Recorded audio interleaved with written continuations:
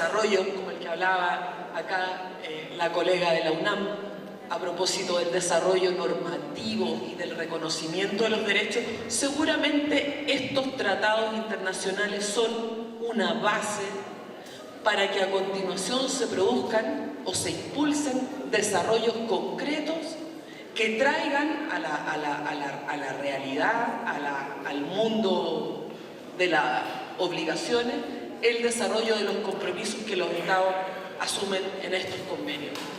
Yo me voy a referir a dos temas a propósito del convenio 169.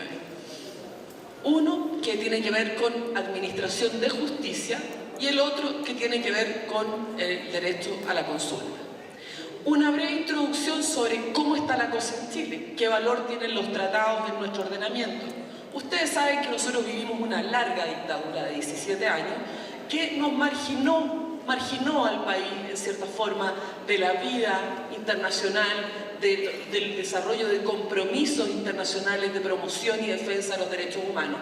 En los últimos años de la dictadura, el general Pinochet promovió, ¿no es cierto?, la ratificación de la Convención contra la Tortura y de la Convención Interamericana sobre Derechos Humanos, que venía a ser una especie de suerte de lavado de imagen de cara, ¿no es cierto?, a la comunidad internacional, en el sentido de que en el país se respetaban los derechos fundamentales. Con el fin de la dictadura y el inicio de la transición, y justo al inicio de la transición, en esta Constitución que ustedes conocen, la Constitución de 1980, que es una Constitución redactada en sus orígenes por una comisión que fue designada por la Junta Militar, que es una Constitución que ha sido largamente reformada desde su vigencia. Al menos 15 reformas ha tenido, más de 100 artículos se han modificado, pero bueno, se mantiene esta estructura de la Constitución chilena.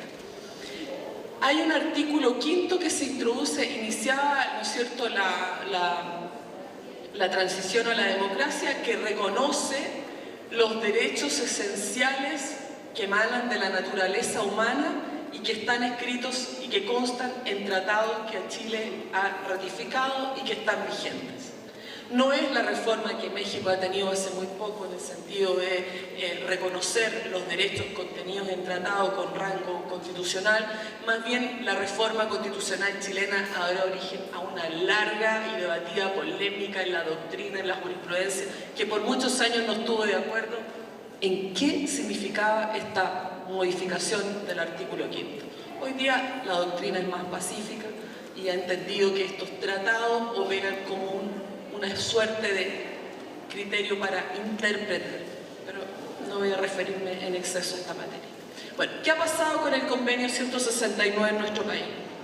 Este convenio, para que ustedes sepan, se inició el trámite de ratificación en 1990.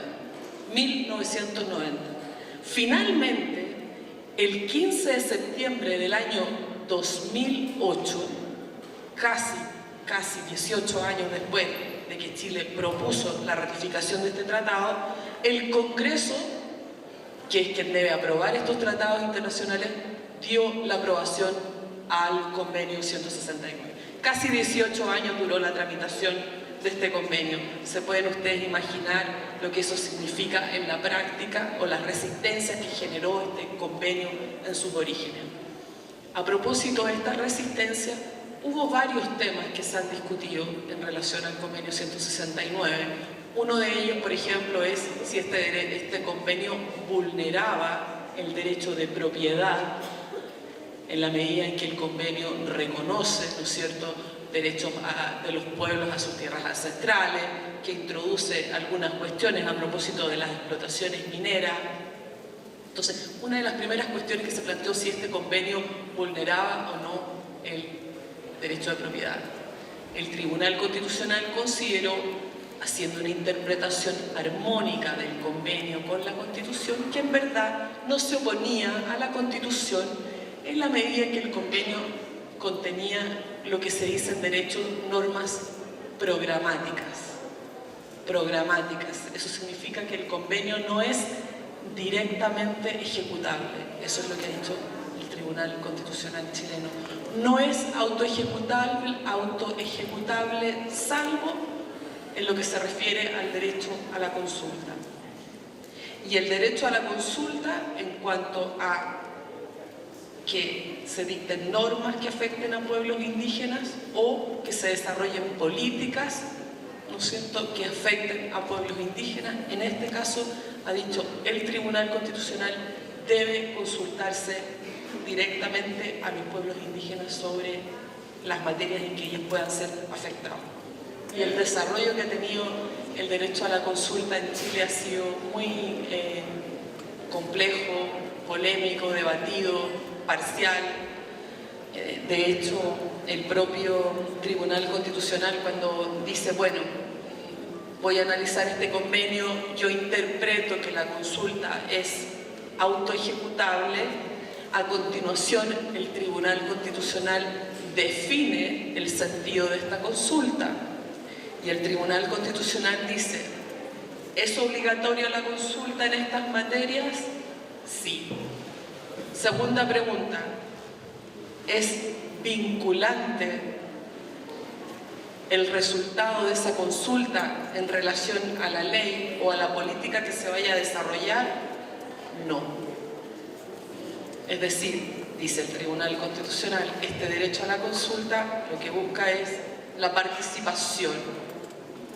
No busca como objetivo final el consentimiento, lo que contradice los criterios, ¿no es cierto?, de la Corte Interamericana, que han sido mucho más desarrollados en el caso Sayek-Che versus Ecuador, donde la Corte Interamericana claramente define exactamente cuál es el sentido de esa consulta, que debe ser previa, que debe ser informada, que debe ser participativa, a través del desarrollo, ¿no es cierto?, de prácticas y modalidades que permitan una participación real. Y también, dice la Corte Interamericana, este consentimiento debe ser, esta participación debe buscar en definitiva el consentimiento de los pueblos indígenas en las materias en las materias que les afectan. Ahora, en esta materia, digo, el Tribunal Constitucional nuestro ha tenido una actitud cautelosa, conservadora, como en general la ha tenido con todas las materias que se refieren a tratados internacionales sobre derechos humanos. Es una actitud genérica. Eso en relación a la consulta.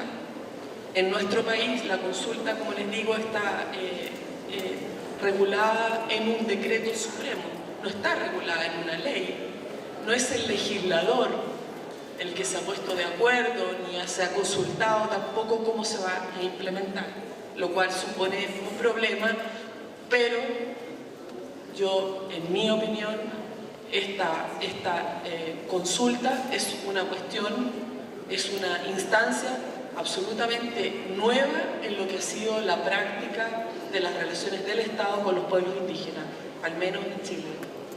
Es decir, el otro día yo veía en una noticia cómo estaban sentados en la mesa un juez de la Corte Suprema con representantes de distintas organizaciones a propósito de la discusión de un proyecto de ley de una termoeléctrica que afectaba a una comunidad indígena. Eso, en mi opinión, es un paso hacia adelante y por lo menos es un pequeñísimo avance que requerirá un desarrollo normativo acorde, ¿no es cierto?, con los contenidos del convenio 169.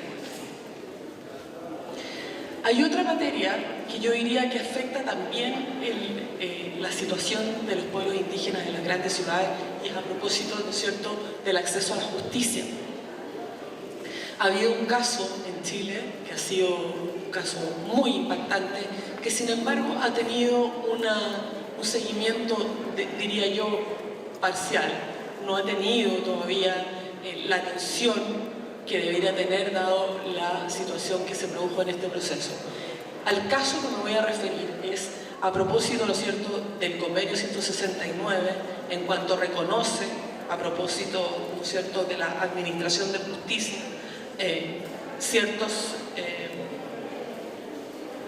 algunas consideraciones en relación, ¿no es cierto?, a la justicia básicamente, que dice, por ejemplo, el convenio dice en el artículo 10 que cuando se impongan sanciones penales previstas por la legislación general a los miembros de dichos pueblos deberán tener en cuenta sus características económicas, sociales y culturales.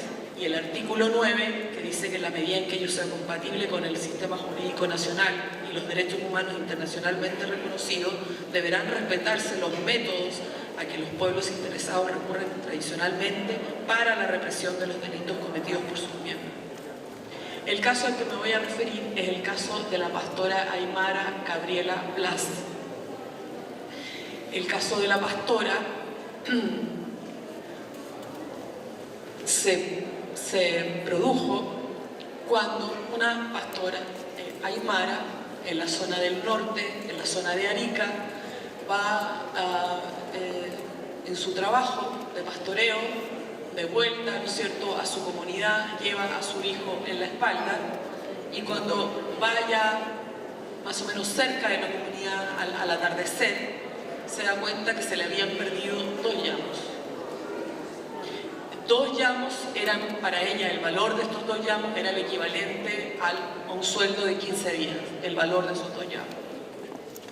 Ella dice, piensa, dado lo tarde que es y dado que lleva al niño en la espalda, que lo lógico es que deje al niño, ¿no es cierto?, en la zona donde están el resto de los animales, los llamos, en un lugar protegido, no lo puede dejar, dice ella, no lo dejé debajo de una roca porque siempre se piensa que, ¿no es cierto?, puede haber un movimiento, un niñito de 3 o 4 años. Y ella vuelve a buscar los llamos, ¿no es cierto? Pero cuando vuelve, su niño no está. Y empieza la búsqueda desesperada ella al final del día para encontrar a su niño. Va a la comunidad a buscar ayuda, se mueve, baja colinas, sube durante mucho tiempo y el niño no aparece. El niño salió, el niño se movió, caminó. Dice que en algún momento incluso descubre una huella, la trata de seguir, pero no lo encontró. Hizo una denuncia, ¿no es cierto?, en lo que nosotros decimos Carabineros de Chile para ¿no es cierto?, dar cuenta de la desaparición del niño y generar, ¿no es cierto?, redes que le ayuden a buscar a los niños junto con la familia, etc. Pero el niño nunca apareció. Nunca apareció. Encontraron su cuerpo hace un tiempo atrás, pero el niño en ese momento no fue allá, no fue a mí. Bueno, cuando ella presentó la denuncia a Carabineros, lo que ocurrió fue que finalmente ella fue investigada por abandono de niño, por abandono de su hijo, con resultado de muerte, y condenada a 12 años por el abandono de su hijo.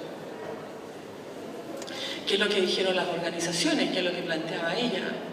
Primero, que ella hablaba aymara, verdaderamente, y muy poco castellano, y no pudo expresarse con la suficiente claridad en el momento de la desaparición del niño y durante el proceso.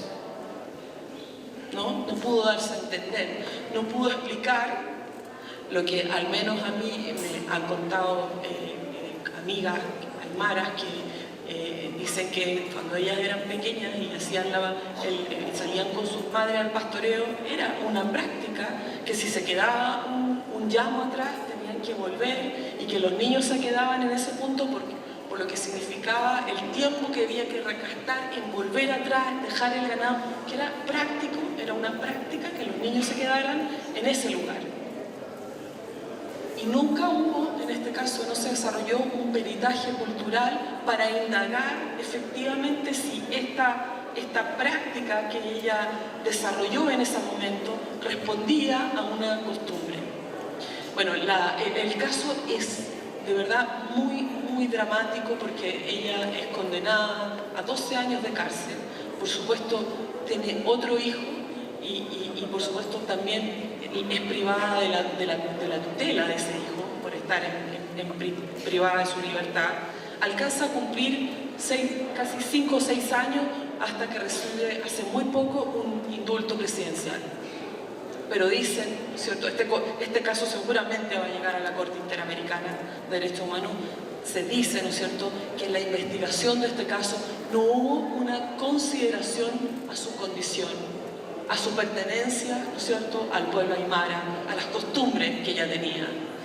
Y eso da cuenta todavía de la necesidad de incorporar en la administración de justicia tanto la presencia, para que ustedes vean, yo hace un poco escuchaba que el convenio 169 tiene 20 años en México de vigencia, nosotros apenas vamos para 3, pero incorporar dentro del proceso de administración de justicia la existencia de peritajes culturales, traductores, ¿no es cierto?, de introducir en este rol del Estado, ¿no es cierto?, en este rol de ejercer la jurisdicción, también componente y representación de los pueblos indígenas.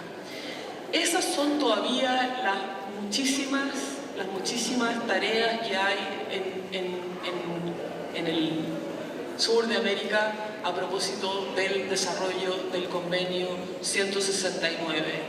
En la teoría se sabe que, ¿no es cierto?, el convenio supone un avance, pero si ese convenio no va seguido de políticas públicas concretas, con financiamiento, con responsables, con plazos, ese convenio sigue aumentando lo que dice Bobbio, que es aumentando esta distancia entre el derecho y la realidad. Los tratados internacionales, si no se desarrollan en los ordenamientos internos, son para mirarlos, pero no tienen efectos normativos concretos. Hoy en día, al menos, se puede decir que efectivamente los tratados internacionales que han sido ratificados en muchos países de Latinoamérica han cambiado la fisonomía del derecho en nuestra región. En Argentina, al menos 11 tratados sobre derechos humanos forman parte de la Constitución, son Constitución. Los derechos que ellos contienen son derechos constitucionales. En el caso del Perú, en el caso de Colombia, se han producido avances. No voy a decir que está todo bien, porque eso no es cierto, pero ha habido un desarrollo importante que requiere impulsos concretos, tanto desde el punto de vista normativo como desde el punto de vista de los financiamientos y de los responsables de estas medidas. Esas son algunas de las tareas que estarían pendientes, por lo menos en el caso chileno. Un desarrollo normativo de este convenio y un desarrollo concreto de los compromisos que el país asumió, en el sentido de que esos compromisos son auto ejecutables. En el caso mexicano todavía tienen un camino más adelantado con la reforma constitucional que eleva a rango constitucional los derechos que se contienen en tratados sobre derechos humanos. En eso solamente puedo señalar que al menos en el mundo de la academia, para limitarlo solamente a ese ámbito, y también en el mundo de la jurisprudencia, se ha entendido que los tratados en general como instrumento internacional, en la medida que requieren la aprobación del presidente, ¿sí?, del Ejecutivo y del Congreso Nacional, las obligaciones que ellos contienen son obligaciones concretas, exigibles. Las declaraciones en general, como la Declaración Universal de Derechos Humanos, dada la naturaleza que tienen en Naciones Unidas como resoluciones, tienen una fuerza vinculante que requiere todavía más desarrollo. Es decir, la historia ha demostrado que en general las declaraciones son enseguida desarrolladas a través de tratados, porque las declaraciones son en general resoluciones, por tanto requieren de un impulso mayor para su concreción. Hablo desde el punto de vista estrictamente jurídico y muy de la academia. Eso es lo que tenía para contarles. Muchas gracias de nuevo por la invitación. Y solo una cosa señalar, que estoy muy contenta de estar en México. Yo siento que hay gran unión entre nuestros países. Muchas gracias a la licenciada Liliana Hernández por su participación, y como hemos visto hasta el momento en las dos participaciones que han precedido a este momento, ciertamente nos estamos encontrando con una constante en esta nuestra América Latina, que tiene que ver por un lado con la lentitud con la cual se va formando el marco jurídico que trata de beneficiar a las comunidades indígenas, a los pueblos originarios de esta nuestra América Latina. Si bien es cierto, como han señalado, los diversos ordenamientos han cambiado la fisonomía del derecho, parte de la problemática sigue siendo la aplicación del mismo. Como ya se ha comentado, tanto la Ley de Derechos y Cultura de los Pueblos Originarios e Indígenas del Distrito Federal, que lleva más de 3 años en consulta, y espérate un poquito, ¿verdad? Lo que se nos comentaba, bueno, pues sí hay consulta, pero los resultados no son vinculantes, etc. O sea, estamos viendo una serie de constantes en el aspecto jurídico, que a lo mejor en el aspecto declarativo es muy importante, como ya han mencionado las dos ponentes que han hecho uso de la palabra, pero el problema sigue siendo su aplicación concreta. Bajo esta observación, vamos a dejar el uso de la palabra para que Judith Trujillo Ramos, de la República de Venezuela, indígena cariña, nos